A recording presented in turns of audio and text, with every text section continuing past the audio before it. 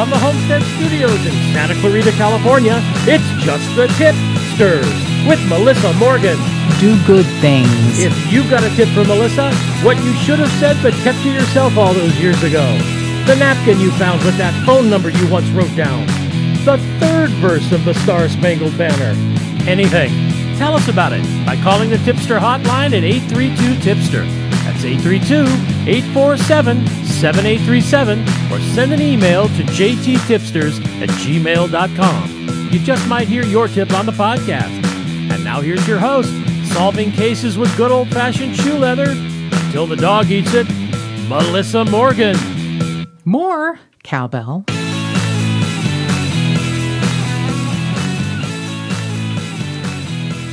Producer Mark. Yes.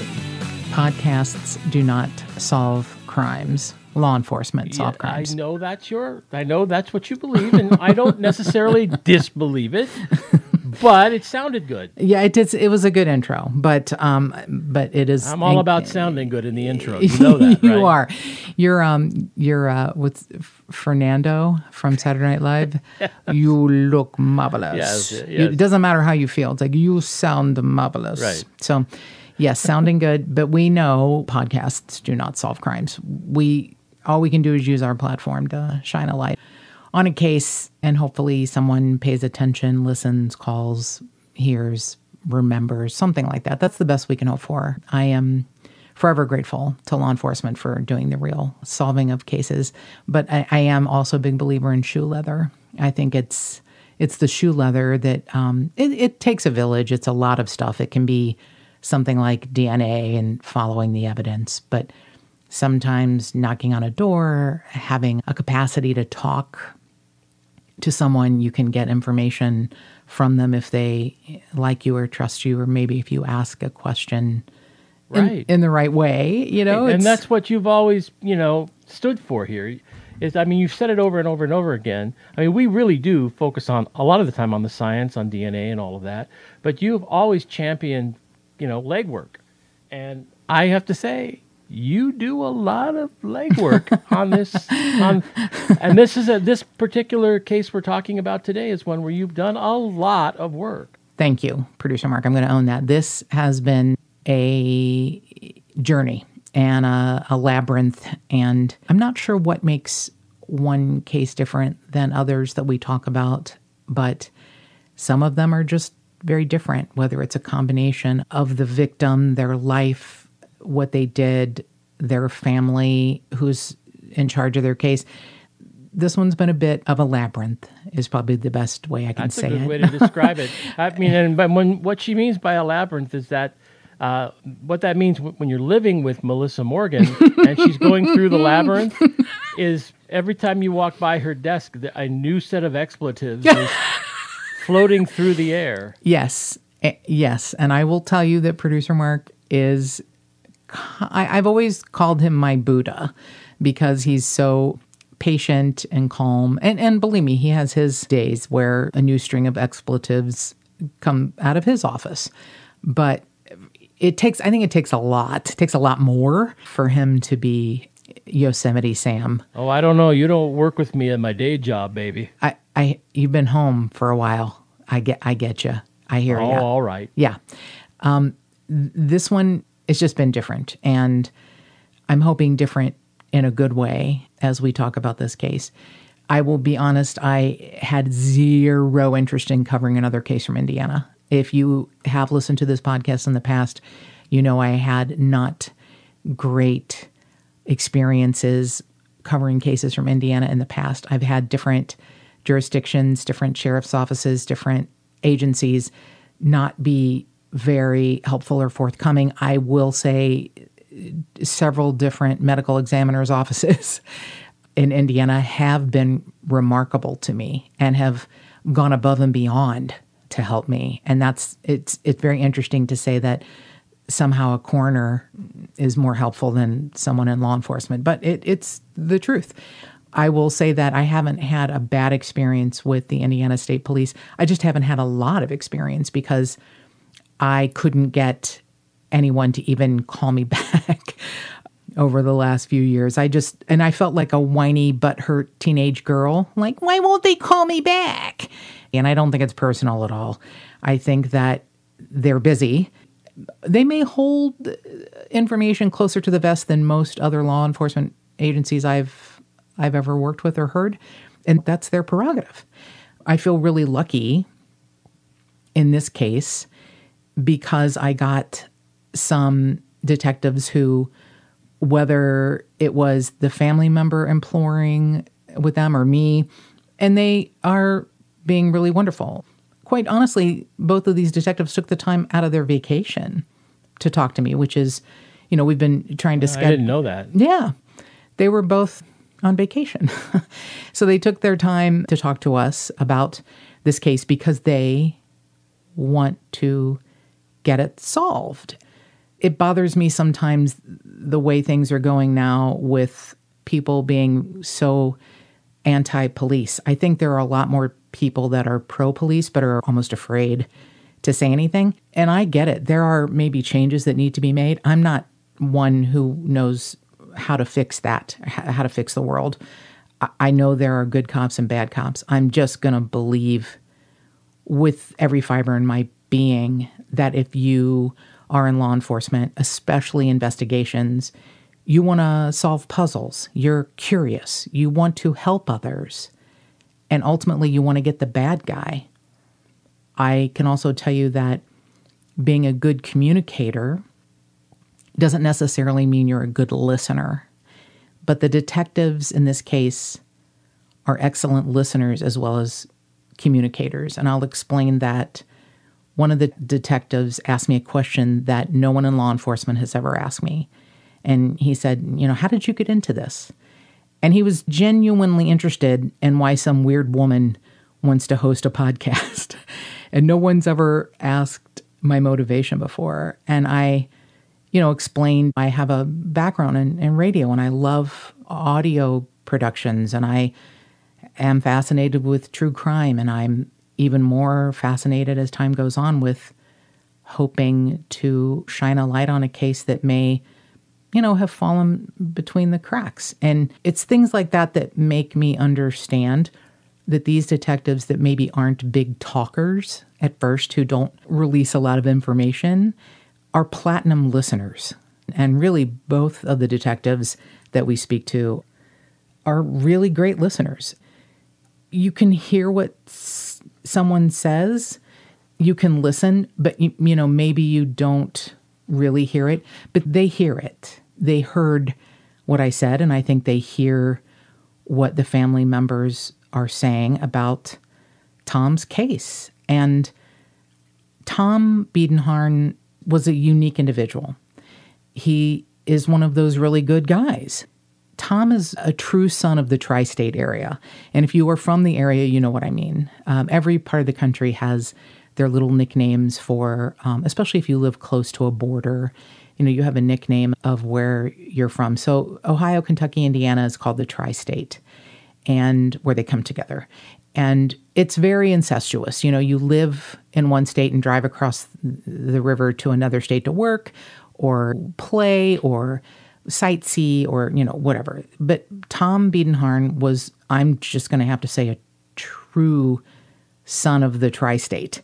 He played basketball for Elder High School and the University of Cincinnati in Ohio.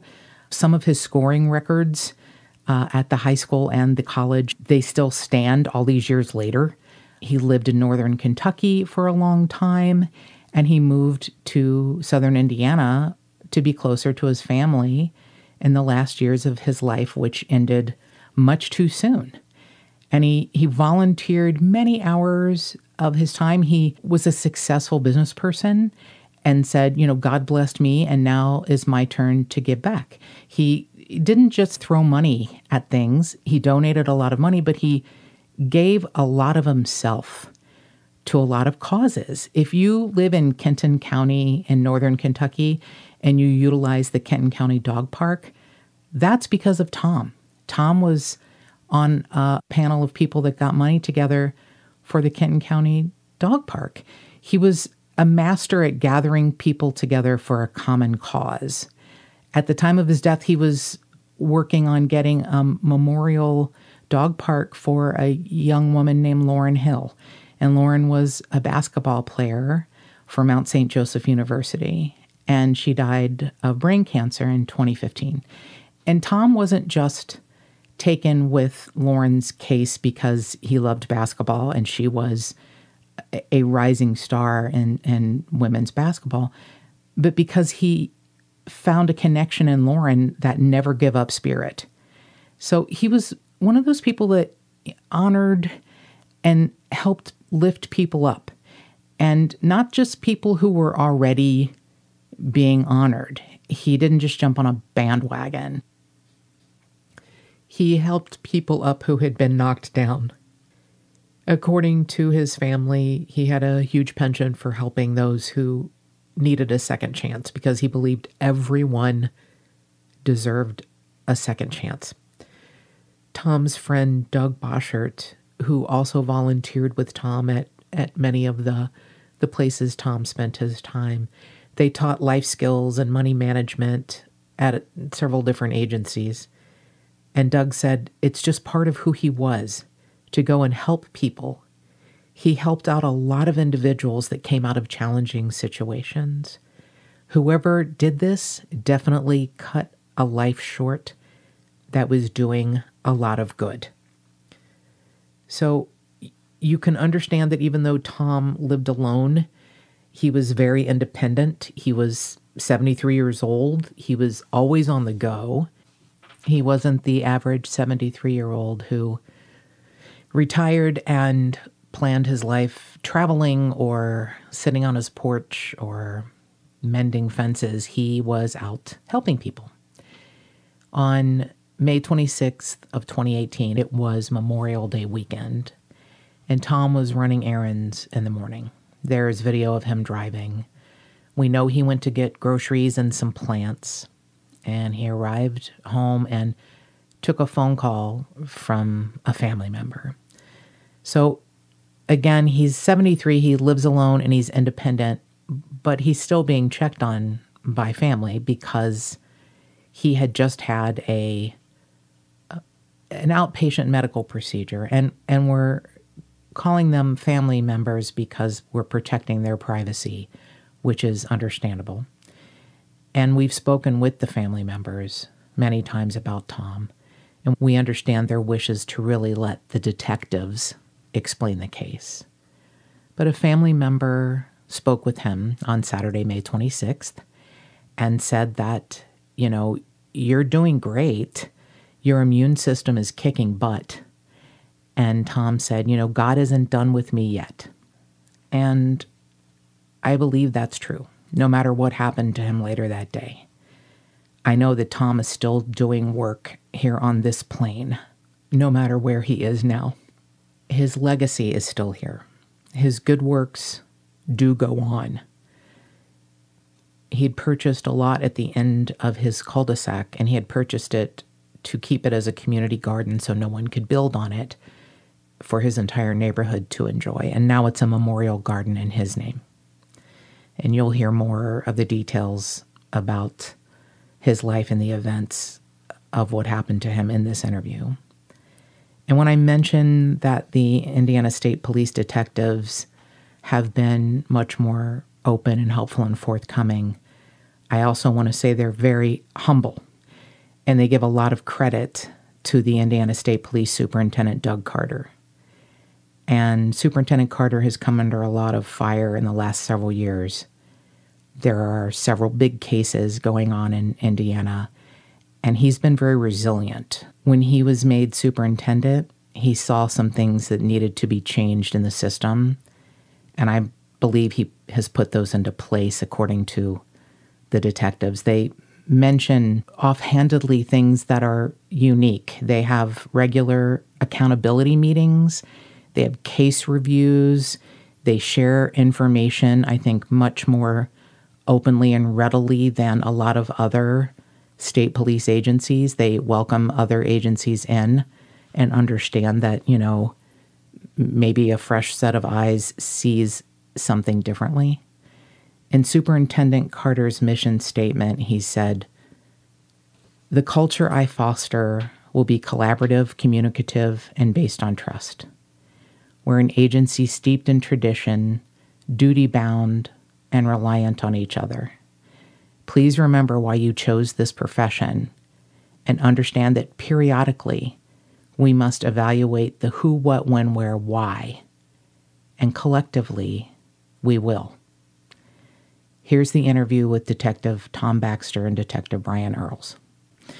So we want to welcome to the podcast two wonderful detectives from the Indiana State Police, Detective Tom Baxter and Detective Brian Earls. Thank you, gentlemen, for taking part of your vacation and agreeing to talk to us. Thank you both for being here. Certainly. It's a really nice thing that you did this timing-wise. Different parts of the country, trying to get everyone scheduled together is not always easy. So the fact that you are taking time out of your time off, I think says an awful lot about both of you, that you are dedicated to getting this case solved and a lot of other cases, I'm quite sure. So a little bit of background before we get into the case. Detective Earls, tell me a little bit about you, how long you've been with the Indiana State Police. I've been with ISP for getting ready to go on 13 years. Prior to that, I worked for a sheriff's department here locally for close to 3. In the last 5 or 6 years, I've been a detective. Before that, I was obviously working the road, all within the same area. I was assigned to a different post for the first year and a half, 2 years with ISP, and then got transferred over to Versailles. I'm so glad you said Versailles, because living in California for a little while, I would have called it Versailles, which I hopefully one of you would have smacked my hand for. It's just too fancy. But yeah, when I grew up in Kentucky, it was Versailles for sure. I just forgot where I came from for a minute. So, Detective Baxter, tell me a little bit about how long you've been with ISP. This is 33 years, and I went to Recruit Academy in 1987, and out of the Recruit Academy, I was assigned to the Versailles post, and I would say about half my career has been in investigations, and about half of that time I've served as a detective, and currently, since around 2011, have been a squad sergeant. So both of you have a really lovely long career in the difficult world of these investigations. And I was fascinated doing a little bit of research on ISP, the zones of the state, how it's broken up. I guess I always think of Indiana as being not a huge state, but I think when you think about the actual square footage, the miles, it is a big state. And, growing up in Kentucky, Indiana was always this beautiful place to go. And I actually had a conversation with someone a couple of days ago who's a California native. And he said, I just never think of anything bad happening in Indiana or Kentucky or Ohio. And I'm like, yeah, let me tell you, brother, bad stuff happens everywhere. And you two detectives have been involved in this case from the beginning. Detective Earls, were you the first detective on Tom Biedenharn's case? Yes. I wasn't the first on scene, but I was the assigned officer from the get-go. Right. That's actually very helpful. I find in a lot of the cases I cover, sometimes it has been handed off for one reason or another. Maybe someone gets reassigned or maybe someone retires or leaves. But it's nice to know that you have been with the case from the beginning. That's very helpful. So let's go back to the beginning of this. Assuming somewhere on Saturday, May 26th of 2018, Tom Biedenharn, who was a 73-year-old man, lived by himself in a beautiful home in a cul-de-sac in a lovely area of town in southern Indiana, was preparing for the Memorial Day weekend and spoke with a family member, hung up the phone, and wasn't heard from again until 2 days later on May 28th of 2018, when the family member went to check on him and saw through a window or a glass door that he was on the ground.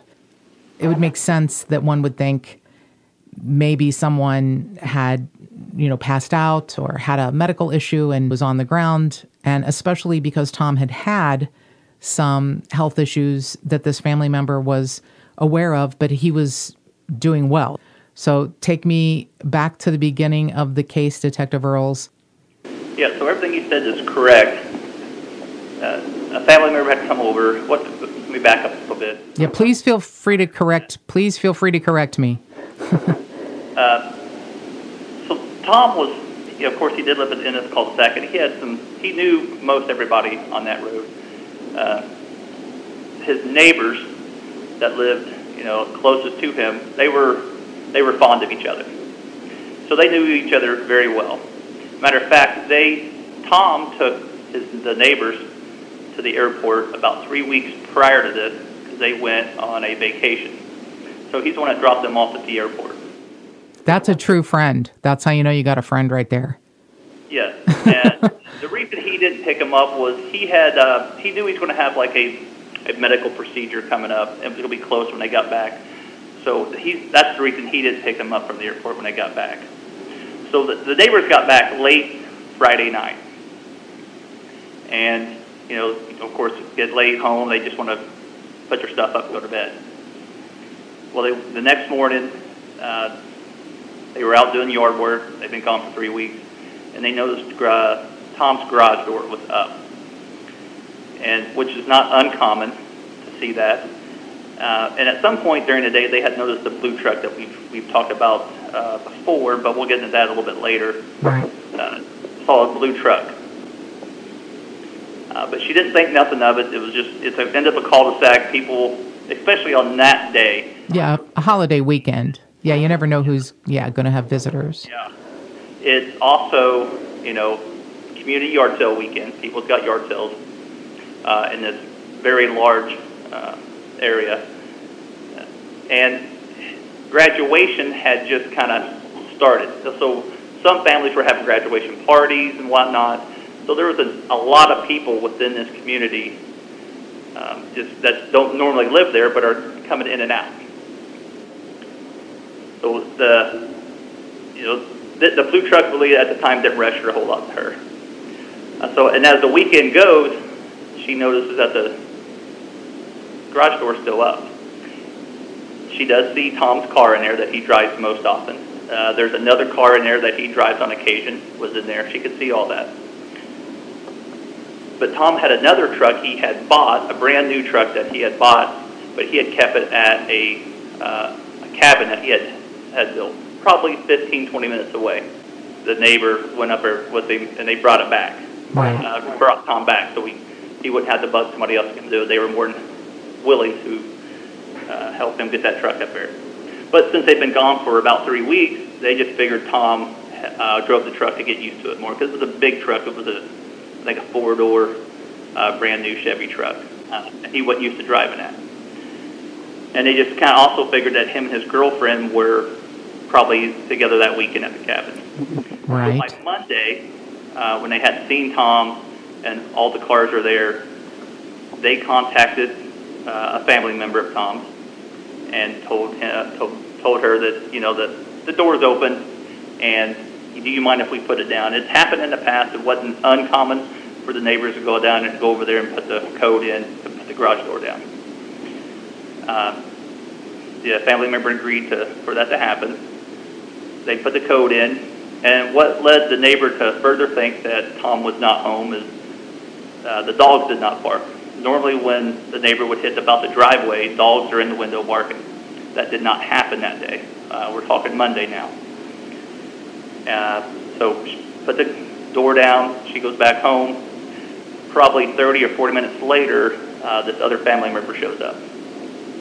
She can't get to the house. Doors are locked. Goes around the back where there's a bunch of windows and like a sliding glass door, and she sees Tom down.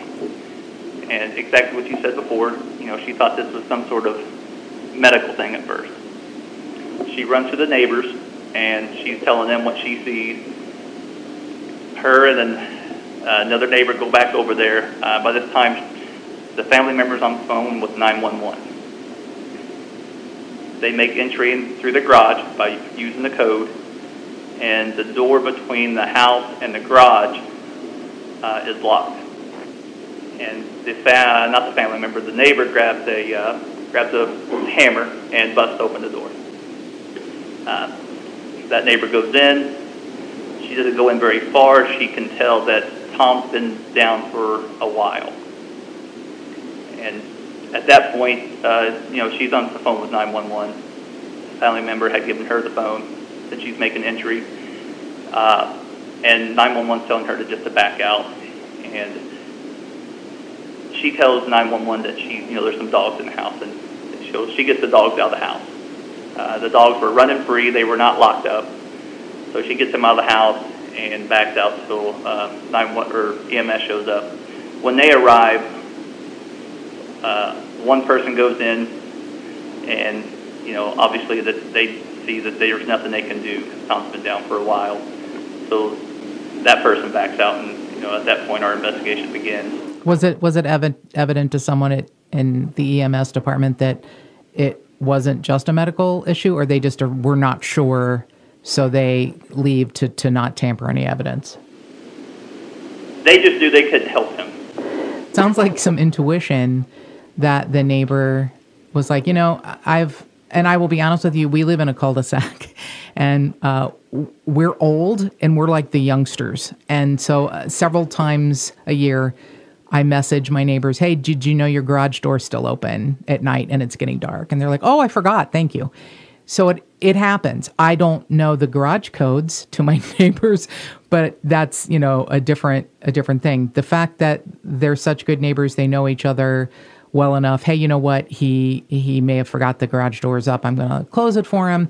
That just seems like a wonderful neighborly thing to do.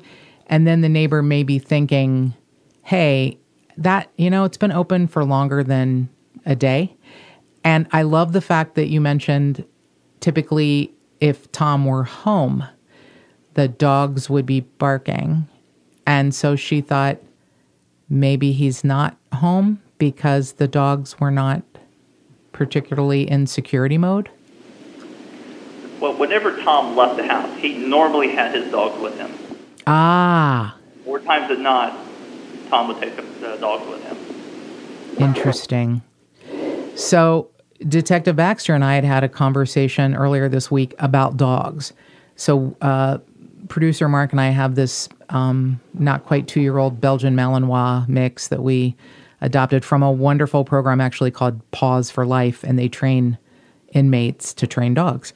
And she's one of the loves of our lives, and she's a giant pain in the butt, and she will bark at an errant leaf or a phantom that doesn't exist. So it's interesting to me that Tom's dogs were loose in the home, and he was there for, I'm going to guess, at least 48 hours?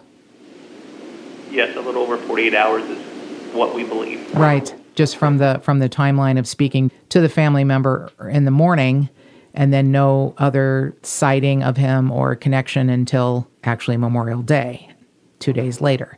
It's interesting to me that the dogs were loose in the house, and I would have thought there had to have been something big and over the top to have happened with the dogs. And then Detective Baxter sets me straight and says that he did an experiment with his own dogs and laid on the floor in the living room, and his dogs couldn't care less.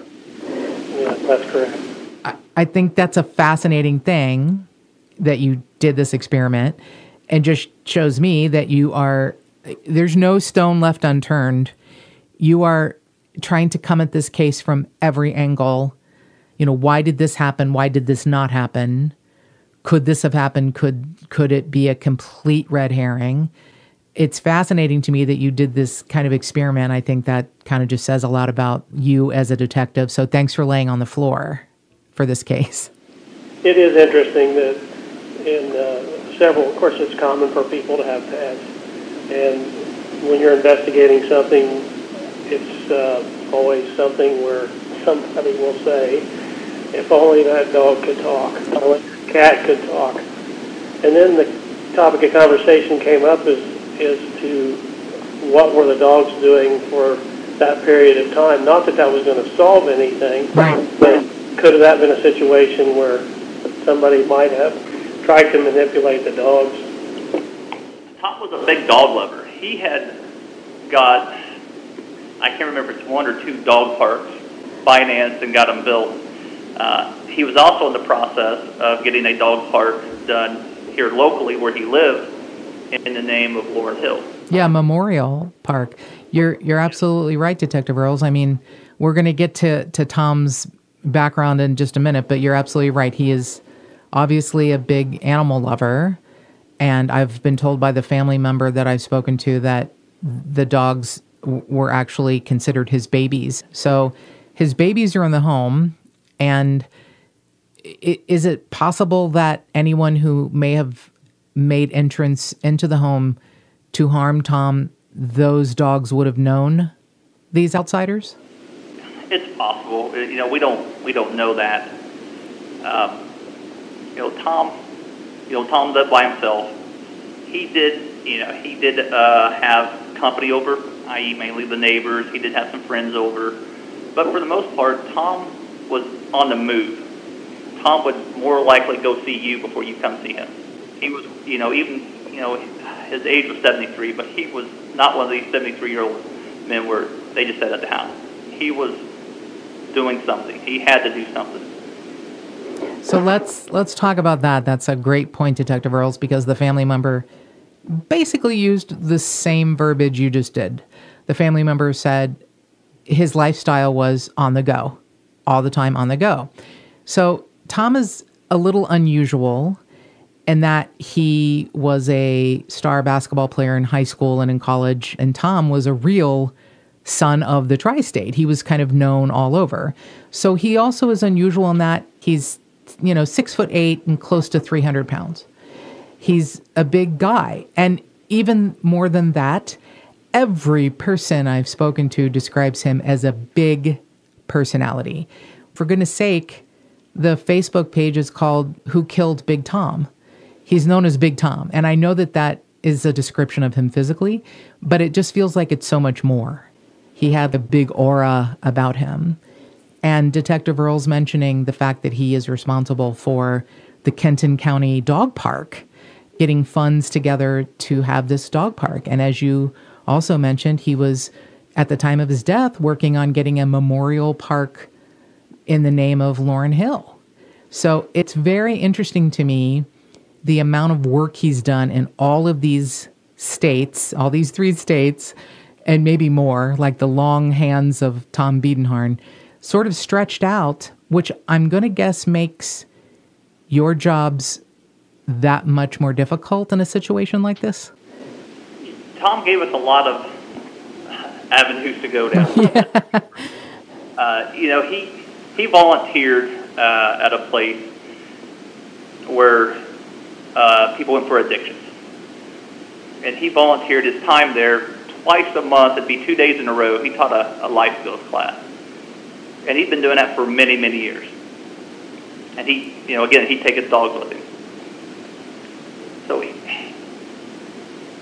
you've got that avenue. He was a mentor to a person that was on death row at the time. They corresponded via handwritten letters. And they still do that. And on occasions in the past, he had went and visited this guy. That's just a couple of the avenues he gave us. There's, multiple people that went in and out of that program. He was also part of other ministries like hospice. In the past, he had done hospice.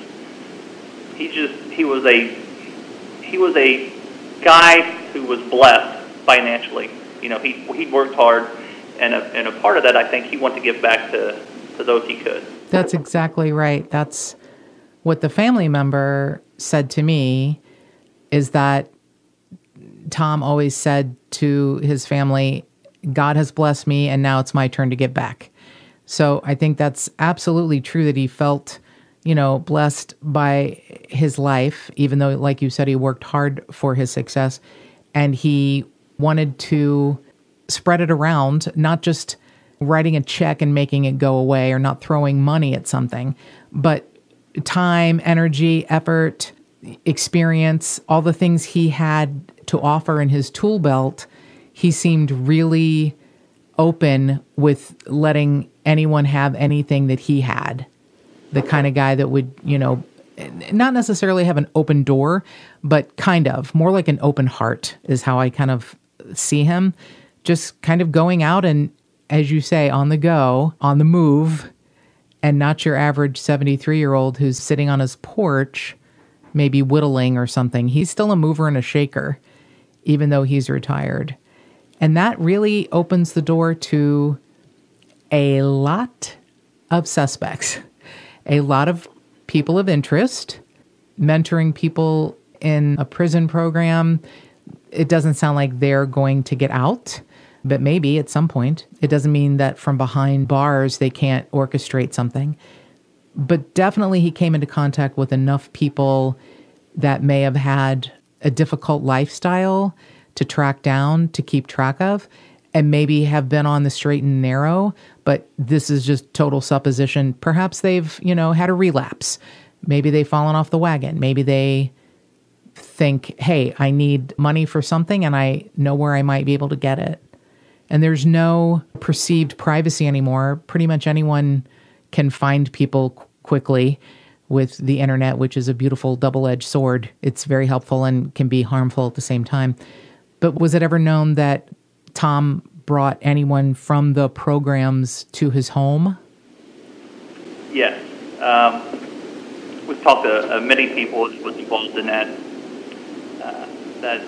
program.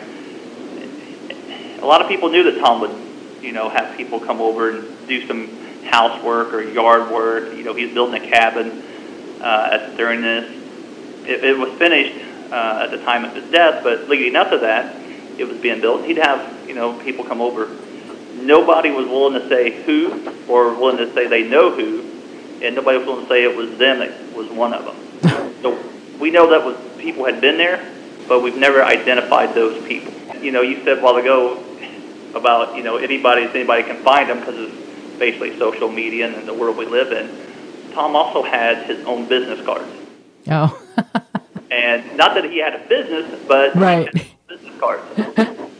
And he had his name, phone number, and home address on these. Oh, Tom. Okay. Yeah. So, he was to the point, he wanted to help people, right. I'm sure, and he would give him his card.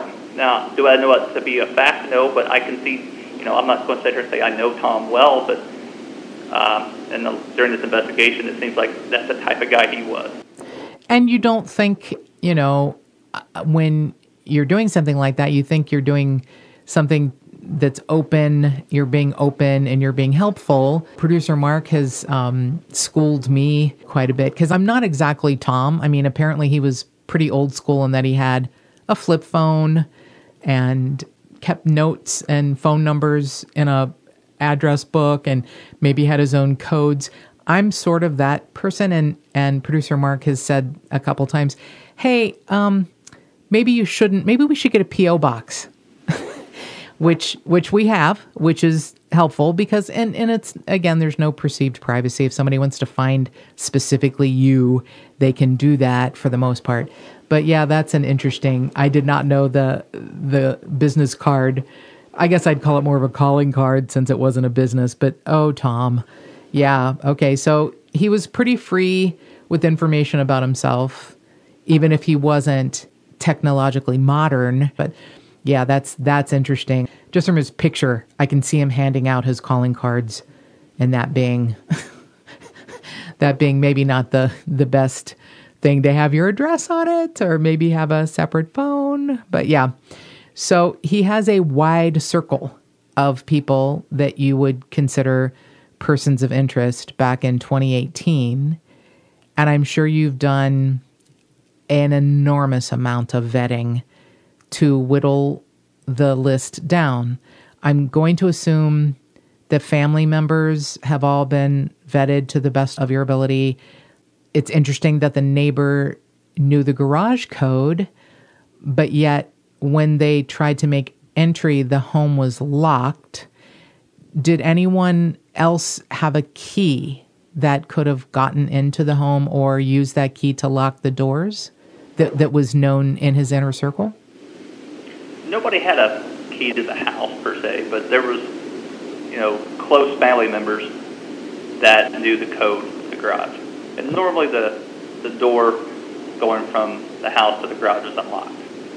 So if you got inside the garage, you're inside the house. Except this day. Except this day, correct. Why would this day be different? Well, that's a good question. Thank you. I pride myself. We believe that the person or those involved in this locked all the doors on purpose. Most of the doors he kept locked anyway. Like the front door was normally always locked. There was other doors in the house that were always locked, but that door was normally unlocked from what we're told. But on this day, it was locked. Interesting. I have to say that's a important point for me. And obviously, I don't have multiple decades of research in law enforcement. I have zero. I sit behind a microphone and talk. But it's a fascinating thing to me. In the 160 cases we've covered, I don't know that I've ever heard of someone being murdered and then the doors were locked. I'm sure it happens, but for the most part, someone who does something like this wants to get out quickly. There's only one case I know that someone didn't get out quickly, and that's the Bill and Peggy Stevenson case, which we're actually going to talk about in a second, just because of the parallels. But I think there was a way to actually get in there. Maybe the front door was locked, but it didn't have as many doors as Tom's home. So the doors were locked. So someone or someone's potentially locked the doors to keep what happened inside from being discovered a little bit longer. It would take you a little longer to get into a locked home than just opening the door and making entry. So I think that's an interesting point. I don't know who has the foresight to think of that unless they've done this before or planned or know a little bit about, hey, we want to make sure that it takes as long as possible to get in here. So let's talk about person or persons. There's evidence that it's probably more than one person. Yes. And do you think that's because of Tom's size? I mean, I get it. He's 73 years old. He's not a ninja, but he's a tall, big man. And even if he had health issues, probably could take care of himself if he knew someone was coming at him from the front, if he wasn't surprised, let's say that. So there is evidence in the home that it probably was more than one person. That is exactly right. We'll go as far as to say that there were prints in the house, and that because of those prints, we were able to determine that there was more than one person in there at the time. Okay. So that's good evidence. You have prints. That's a good thing. So the manner of death has never been released that I can find in any news articles. But it would make sense to me that if the family member and the neighbor see Tom on the ground, that they thought potentially a medical issue, that maybe it was something a little easier to hide, like blunt force trauma, as opposed to something with a more active weapon like a knife or a gun. So the manner of death is blunt force trauma. Yes. But there were other injuries on the body, but those would not have been injuries that would have caused his death. And yes, you're correct. That was as determined by the pathologist at the time of the autopsy. We were able to see and learn from the pathologist concerning his injuries, and fortunately, which would help give us some direction, the pathologist was able to determine which of these injuries would have caused his death. He was, blunt force trauma was the cause of death, and he was also injured in another manner. However, it wasn't significant enough, according to the pathologist, to have caused his death. Is that perhaps another indicator that it was more than one person? If there's two different types of wounds, even if one is not fatal. I mean, I guess one person could deliver several different types of injuries with different weaponry, but it sounds to me like maybe one person did one thing, one person did another. Is that fair to say, or am I just sort of stretching it? Well, I think that's a plausible theory, that there could have been an attack that was completed by more than one person at the same time. But there also, another theory could have been that there was an attack that might have been conducted by one individual, but different types of injuries were one followed the other. Gotcha. So something Detective Earls said reminded me of the Bill and Peggy Stevenson case. And I will be honest that the family member, Tom's family member, contacted me because the family member has been following Bill and Peggy's case very closely. And when I read the parallel information, it's a little startling, but this feels like two different cases, maybe two different motives, even though I'm still not at all sure of a motive in Tom's case. And speaking with Detective Baxter, I'm probably even a little more confused now because of his experience. He's opened my eyes a little bit. But let's go over the things that are similar. Both of these cases happened on a Memorial Day weekend, 7 years apart, but I find holiday weekend murders especially, or holiday murders especially, disturbing. How far apart is Florence, Kentucky from Tom's residence? Where Tom lived at the time, you could be in Kentucky in less than 10 minutes. You can be in Ohio in probably 5 minutes. Right. What about Florence? 30 minutes away from Tom. Okay. That's what I was thinking, maybe 30, 40 minutes. So they're not like next door, but they're definitely, within sort of a similar area. Both of these terrible things happened on a holiday weekend, the same holiday weekend, Memorial Day weekend. Both of these people were known all three of these people were known to be so active in their communities, different religions. Tom is Catholic, Bill and Peggy are Baptist. They both devote a large amount of their time to people that may be, let's just call them on the fringe of society. They both were murdered in their homes. They're both similar age. The parallels are very startling, but when you actually look at the fine point details, to me, they're not as similar as I first thought. I feel like Bill and I realize you can't comment on another case, but I'm just going to say I feel like Bill and Peggy's case was particularly planned, and I feel that Tom's case may not have been. It could have been an idea, it could have been a thought, it could have been a germ of an idea in someone's brain, but I'm not sure it was as planned out as Bill and Peggy's case. But when you got Tom's case, did you think, oh, I think we need to look at this case in Kentucky also? So we did reach out to Detective Coy.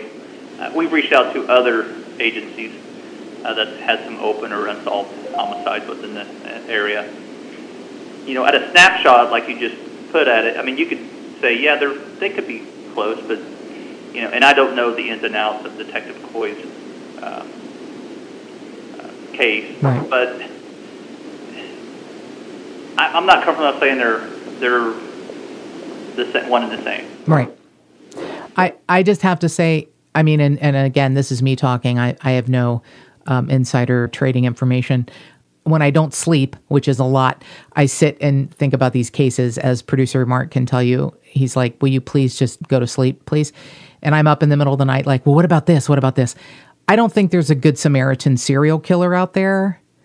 I mean, there might be, but I don't think that the Good Samaritan serial killer is operating in the tri-state area. I don't think that there's someone who is preying on people that are a little older who volunteer a lot of time. I don't think that. I wondered if they were related, but then the more you look, I'm not really seeing a through line. But again, who cares what I think, right? I'm just throwing this out there.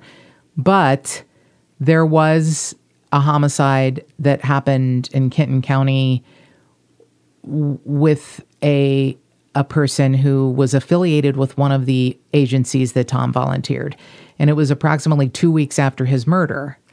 And it was also really awful in that this person kills a family member who's offered them a place to stay. The family member had stage 4 cancer, and the suspect murders his family member by choking her with her oxygen, the cord from her oxygen tank, and then dumps her body in Rabbit Hash, Kentucky. So the fact that the murderer was affiliated with the agency, one of the agencies that Tom volunteered, I bet you had to look pretty hard at that, right? We did. Even before that happened, we were already, people who were affiliated with this program, we were already tracking these people down. I keep saying we, and I don't mean just me and Tom. We probably had 10 or 12 detectives at the time. I don't remember how many we had at the time, but it was all hands on deck. So we had multiple detectives going out with a list of people to locate and interview. And that person was certainly on our list. And before we located him, this had happened. I do think I feel obligated to interject just one kind of a footnote. I think I need to mention we have spent a little bit of time talking about, without putting a name on it, a particular entity or an agency that Tom was assisting folks that were a part of. In no way, shape, or form would I want to do anything or say anything to cast any bad light on or infer anything that would take away from the legitimacy of what the program itself is about. And I just feel obligated. It's kind of like the disclaimer when you're talking about any crime that, all persons are innocent until proven guilty in a court of law. We, by the same token, don't want to say anything about any particular entity or affiliation with anything and cast a bad light on that itself, because that's just simply not fair. And we have spent a fair amount of time talking about persons that we know about, and that's what we do. We follow evidence, and people that are, in this particular case with Tom, people that he knew, people that we were able to identify that he was acquainted with, whether that was close or at a distance. So when we're talking about this particular case, it wasn't by coincidence at all that we began to look in that direction. So we were interested in those parties involved in that case, and they may have some responsibility in what happened to Tom. At this point, they've not been accused. There's not been any charges filed, and so that's kind of where we are with that particular group of folks. Now, I appreciate that, and that's one reason I haven't mentioned their name of the agency, because one person doing something terrible shouldn't, as you say, cast a light that wouldn't be a good light on something that is so helpful. And I will tell you that I have a very good friend that I've known since the 7th grade, and she works diligently with this agency and people who have graduated from the program. I send her items from California so that she can hand things out to people that may not have, a shelter, a home. And I asked her before wanting to talk about Tom's case, because she's a connection that I have that is so close to everything that's going on there. And she said, and now granted, she's a female. She's not a 6'8" male, but she said, I feel protected. She goes to different areas, different days of the week, and hands out food. She goes to different areas and hands out, I think one of the terms is called like a blessing bag. I send her little bags that she can put things in that one wouldn't even think about if you have a house or a job, or, those who love you, a place to stay, things like nail files and combs and things like that you wouldn't think about needing until you don't have them. So she said she always feels protected. She said that it's not just people who have drug addictions or other issues. There's a lot of mental health issues that are going on also. But no matter what's happening, she was like, I would be very surprised if anyone from that agency or any of the agencies where Tom may have volunteered or did work with his time, she would be surprised if anyone from those programs were responsible. Now, obviously, none of us know what one person might do, but I would never want to cast aspersions on the group that Tom obviously put a lot of time and effort into. And I don't think he would do that if he didn't feel like there were results, if he didn't think that people were getting something out of it, that it wasn't a program where people were succeeding and thriving. So I have no problem. That's just why I didn't mention the name. I didn't want it to sound like I was pointing fingers at any agency. And I know from the summary that Detective Earls sent me, it's been pretty exhaustive, your conversations with that agency, and that the people in charge have been as much of an open book as they can be to try and help solve Tom's case.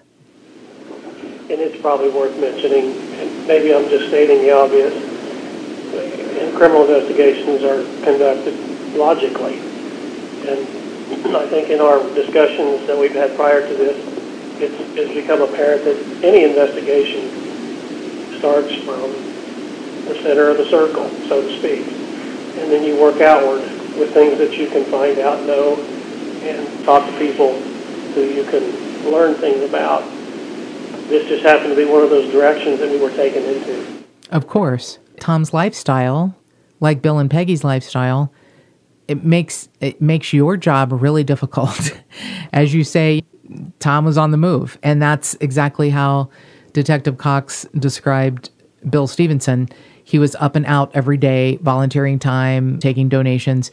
So those, you don't think about the number of people that you come into contact with on a daily basis or a weekly basis or a monthly basis. You don't think about that until something bad like this happens, when everyone has to go underneath a microscope. But Tom's lifestyle would have made it extremely difficult, I'm sure, for you to run down all of these leads. So we've talked about it being the tri-state area. Did any of the evidence point you to any place other than Ohio, Kentucky, Indiana? There was a car that this individual was known to be in before during the homicide.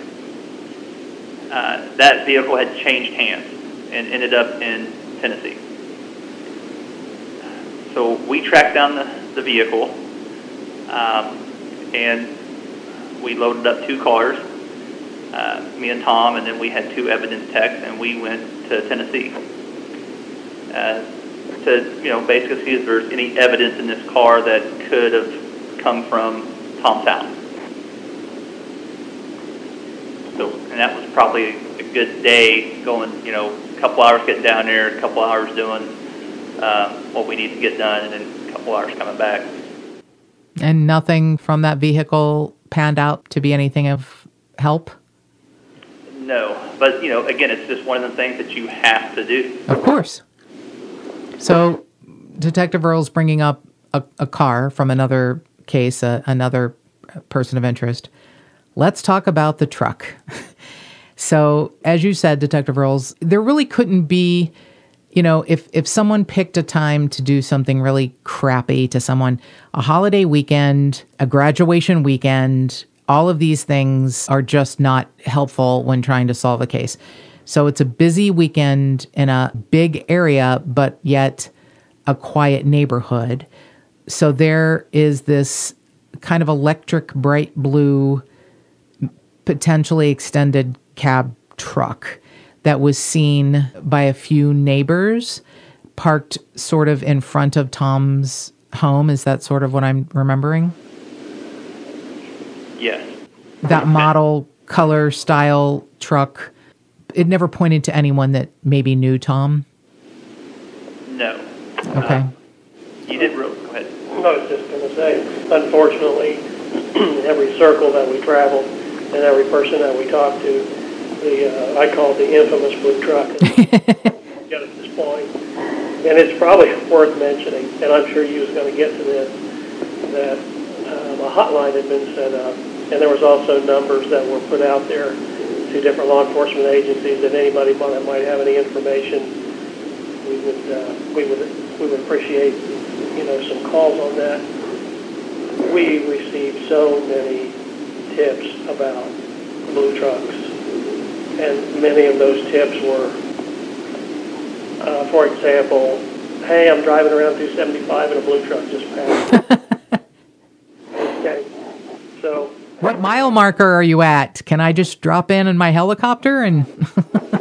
Yeah, to say the least. I mean, you get kind of hopeful when somebody, leaves a tip, and then you figure out it's very non-specific, and it really hasn't led us to anything at this point. But are we interested in a blue truck still at this point?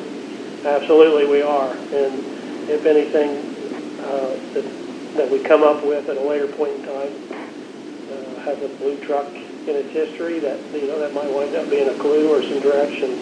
So we have not given up on that yet. Oh, I'm quite sure you haven't. You are as motivated today as 2.5 years ago when this happened. I can hear it, I can feel it, I know it, that you're not giving up on anything. So as an aside, when the extended cab bright blue electric blue truck was mentioned 6 weeks ago or something, I pretty much saw only that, and I'm in California. But so I was like, okay, who makes them? Maybe not every manufacturer makes one. Yeah, no. Within a half an hour time period, I saw a Nissan, a Ford, and a Toyota. Beautiful electric blue extended cab trucks, pickup trucks. I saw 3 manufacturers within a short period of time. But if someone has any idea about that within the sound of our voices, we'll give you the information at the end of the episode so you can contact the proper people who can run this down. And something that Detective Baxter said to me that I had not thought of, I'm a very black and white kind of person, and the world is much more gray than I ever like it to be. But someone saying to you, it's a late model electric blue truck.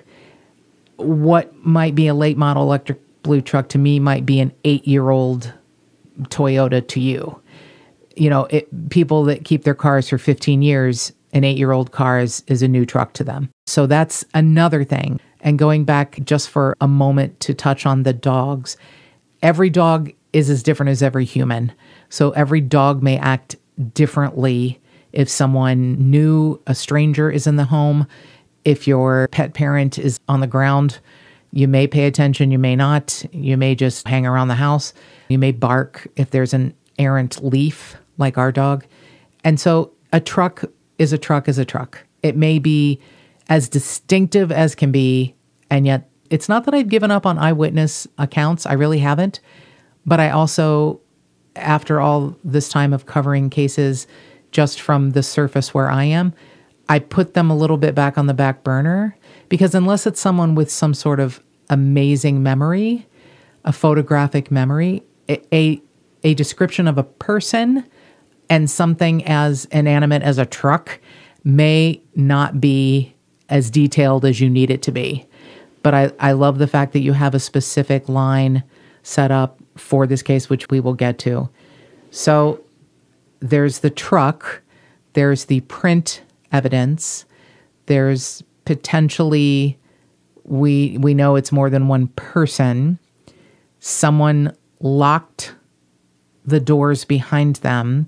Is there any way that the door would have just locked by itself, or do you believe someone purposely had to lock it behind them?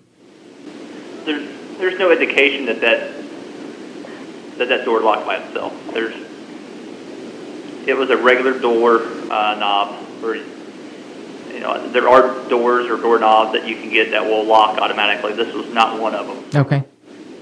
So someone had to purposely lock it. It wasn't, you didn't need a key, but you could lock it using your hand and then pull up close behind you and it would lock. Yes, if you locked it from the inside as you was coming out, yes.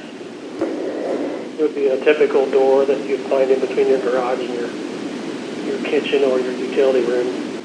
You know, the interesting thing about that is there are certain questions that come into your mind when you learn about a case and you learn what little tidbits of information.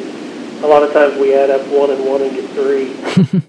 But I can say, you know, clearly based on my experience that we've investigated crimes before, and there are questions that you have, and when you do get the opportunity to sit down with somebody and they cooperate with you and they admit what had been done in whatever case it is you're talking about, and then you finally get the opportunity to ask that big question, why did you do this or why did you not do that? And sometimes you're so deflated because it might be something as simple as, I don't even know why. Right. It didn't mean anything. Right. You know, maybe it was a habit that someone does when they leave their own home. Right. Right. That's actually what I thought. I wonder if someone locked it behind them because it's like a habit, like you just said. And I think it would be very deflating, as you say, and disappointing when something that seems like it's an odd piece of information or a tidbit that turns out to be, oh, I don't know why I did that, I just forgot, or I don't know why I did that, it's just habit. That's one of those things, I guess, that teaches you not to focus on one specific thing, which is just in our short conversations we've had, I can feel that you both look at the macro. You keep the micro in your back pocket, the little pieces of information, you keep those, but you're very astute at looking at the macro, the big picture. So there's no evidence that it was forced entry.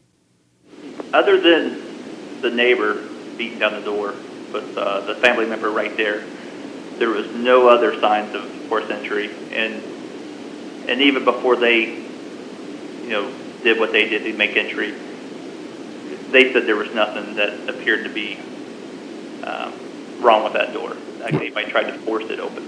Yeah, they couldn't get in themselves, so they probably figured that, someone else had not forced their way in, even if they locked it before they left. So and at the time, I don't even think they were more like this was a medical issue, right? And something bad happened. Just trying to get to him to see if there's any signs of life that they can revive him, right? So potentially no forced entry. I feel like the time would have been in the middle of the day, late morning maybe, which would be an odd time for a burglary for me, but I'm not really good at burglaries. So could it be that Tom opened the door and let someone in? It could have, very well could have. Trying to pinpoint a time has been kind of difficult in this. I mean, we're able to narrow it down to what we believe. And yeah, it could have been somebody he let in, somebody that, knew Tom and let themselves in, or somebody, just a stranger. We don't know. But, you said about mid or late morning, I would say that's probably pretty close to what we're looking at here. Late morning, almost maybe noon. Mm-hmm. I'm just going by a conversation with the family member, and obviously they only know what happened from their end. They don't know what happened after they got off the phone with Tom, what happened. But just from the conversation with the family member, I was kind of going by that, trying to figure out a time. The neighbors felt the truck was seen around the same time. Is there any evidence that someone entered the home, maybe attacked Tom, left, and then came back? Or do you think everything was done at the same time and then they left? Is it plausible that they could have, committed the murder and then come back? It's plausible, but according to our evidence people, that's probably unlikely. We've we've talked to them at length, and more than likely everything happened at once. They done what they did and then left. Likelihood of them coming back and leaving, the evidence we did get is unlikely. That's the only reason I asked, is in case the truck is a good lead, is involved. I thought potentially a vehicle might have led something, in a different direction, but that was just something that came into my head because of the truck. So we are really grateful for Detective Earls and Detective Baxter to take their time on their time off to talk to us about Tom's case. And it's important, and we're grateful that you took your time to do that. And we have some phone numbers that we will put in the show notes and that will be in the outro in case someone knows. And we know, as Detective Baxter said, we know there's more than one person that knows. There's probably a lot of people that know. And if they find their conscience or their soul or even their desire to have a $50,000 reward, which is being offered, we hope they will call either a number that was put out, as Detective Earl said, on social media and on the billboards around the tri-state area. And we're really grateful, detectives, for you taking your time on your time off to talk about Tom's case, which just shows how wonderful you guys are. Thank you for being here. Thank you for the time, Melissa. Thank you. We really want to thank Detective Tom Baxter and Detective Brian Earls for taking their time to talk to us about Tom Biedenharn's case. Tom's family went to great lengths to get his story out there while still trying to protect their privacy. They went to lengths that a lot of other families of murder victims can't always implement. They put up billboards around the tri-state area with Tom's beautiful, big, giant smile asking for information. And when Tom smiled, he smiled with his whole body. He used his whole being when he smiled. You can see that his smile started at the sole of his feet and moved up. His family canvassed some of the areas where Tom volunteered. They handed out hundreds of gloves and scarves in the wintertime with postcards of Tom attached to them, asking for tips. They offered and are still offering a $50,000 reward for information. And the words that keep ringing in my ear about this case lead me back to Superintendent Carter's mission statement for the Indiana State Police. He said the three principles that matter above all else are integrity, loyalty, and community. Doesn't that sound like Tom? For a man who believed in second chances, here's your second chance. Make it right. If you have any information on the murder of Tom Biedenharn, please call 1-877-477-1847. Locally in Indiana, 812-689-5000. Or anonymously at Crime Stoppers at 513-352-3040. And more cowbell. And if you'd like to support this podcast, go to patreon.com/justthetipsters.